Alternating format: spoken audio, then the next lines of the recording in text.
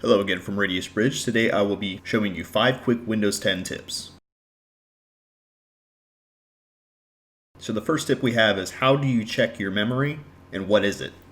So what I'm talking about here is RAM, which is random access memory. And how you can check this is you can go down to the search bar here and you can go down to System.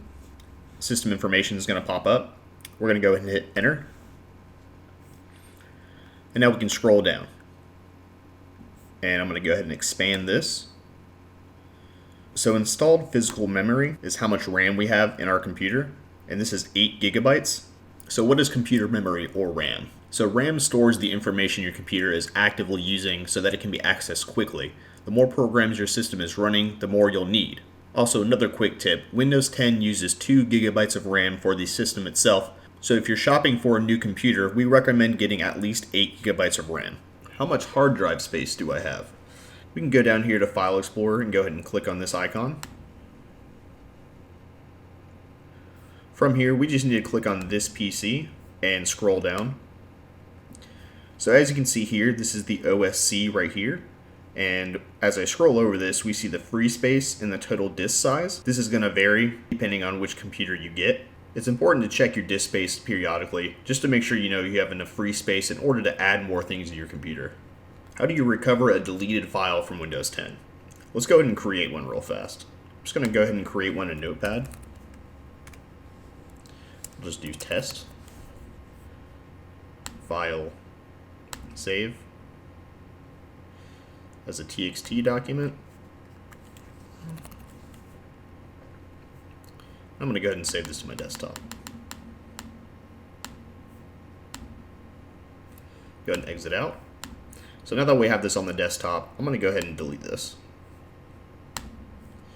Now as you can see, the recycle bin did fill up with something, and this is going to be the file that we just deleted. So we can just go ahead and double click this. And this is in here, and we can go ahead and right click, and we can go ahead and restore this. And it's going to restore this right back to the original location that we saved it from. How do you create a desktop shortcut on Windows 10? So let's just say you download a program like Google Chrome, and this doesn't automatically put a desktop icon on there. I'm going to go ahead and delete this.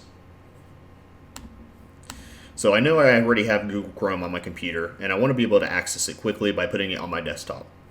So what you can do is go ahead and type the name down here, and you can go ahead and right click on it. And what you want to do is open file location.